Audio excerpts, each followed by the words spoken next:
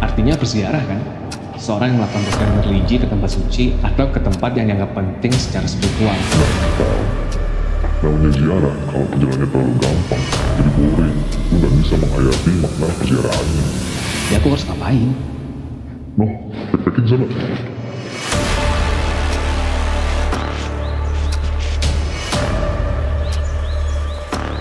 Tapi malam ini juga. Enggak, maksa terbuka.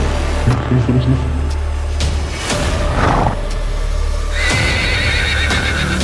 Udah mendung banget, ini udah mau hujan, jadi kita mesti cepet-cepet balik, kalau enggak kita bakal stuck di sini. Francis opened the holy door. The holy door? There's holy door. The holy door of the book has the doors open. The last time it happened was in 2000 with Pope Benedict. Ini istimewa untuk